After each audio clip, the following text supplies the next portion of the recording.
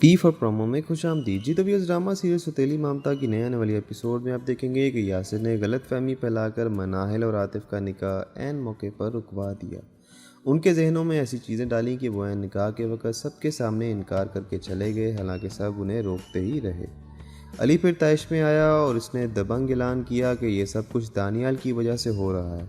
तो अब अगर दानियाल मनाहिल से शादी नहीं करेगा तो वो मानूर को तलाक दे देगा, वो भी अभी के अभी। और अली की ये धमकी काम कर जाती है और दानियाल मान जाता है मनाहिल से शादी के लिए। दानियाल और मनाहिल का निकाह ज़बरदस्ती तो हो गया, और जिसे दानियाल मनाहिल की चाल समझ रहा है। अब इस सारे मसले में वही हुआ जो होना चाहिए था, यानी यासिर ने जो स्कीम लड़ाई थी वो कामयाब तो हुई, लेकिन इसने जिस मकसद के तहत लगाई वो उसमें नाकाम रह गया। मनाहिल की शादी तो टूट गई, लेकिन अगले ही लम्हे दानियाल से उसकी शादी हो भी गई और यासिर देखता ही रह गया। खैर, अब वो फिर कोई ऐसी शैतान सोचेगा जिससे मनाहिल की किरदार कशी करेगा। दूसरी तरफ आप आने वाली एपिसोड में ये भी देखेंगे कि वही हुआ जिसका शिद्दत से इंतज़ार था। यासिर की सारी चालाकियों का, इसकी सारी स्कीमों का पता अली को चल जाता है। अली को पता चल जाता है कि यासिर ही मनाहिल के पीछे हाथ धोकर पड़ा हुआ है।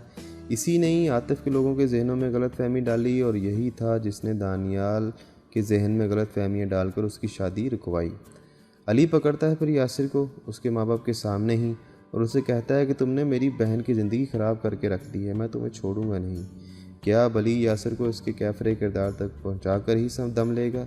आप इससे मुतालिक हमें अपनी कीमती राय से ज़रूर आगाह कीजिएगा। ड्रामा की दुनिया से बाखबर रहने के लिए पी फॉर प्रोमो को सब्सक्राइब करके हमारे साथ जुड़े रहें। आपका शुक्रिया। अल्लाह हाफ़िज़।